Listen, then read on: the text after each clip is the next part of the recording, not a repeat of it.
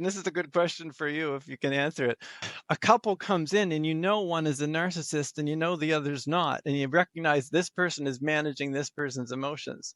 You can acknowledge the partner who's being abused. You know, we acknowledge the abuse and we acknowledge what's going on, that there's a lot more happening than we're able to acknowledge in this moment. Yes. And I do teach the partner about the window of tolerance. And I said, yes, there are things that your partner's going to say that I'm not going to acknowledge in the moment because we have to stay within this window. So Hmm. it's true. You're going to notice that there's some things that happen that I don't acknowledge. And that's because we are trying to stay with here. So they need to understand, and they all need to understand, like, we're all on the same team here. We're just trying to make you guys as close as you can so you have the best relationships you possibly can, because you want to have the best relationships, right? Like, that's why we're here. They know I'm not there for me.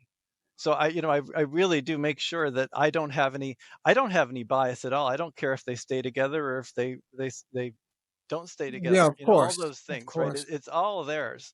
Um, I'm just being honest and truthful, and it's the first time they've had like real honest and truth coming back at them. So I want to address that question. I want to tease it out a bit further and make sure I understand your question, but we have to begin to wrap this up. So what I want to do is I want to keep going with this. If you're open to that, Darren, I Hmm. would say I would love to do a part two because I want to address your question.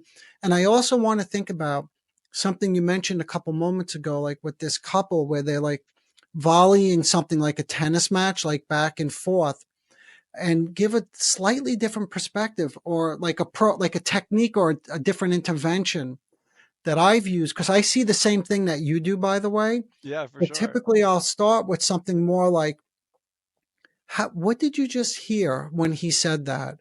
So rather than clarifying what he meant or she meant when she said something and trying to show them this is what was meant, as if this is the reality.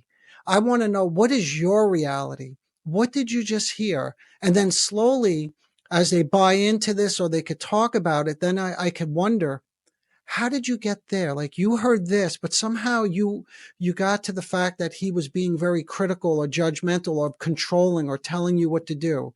Let's look at how we got there. But we can't do that today. So please, everybody, stay tuned for part two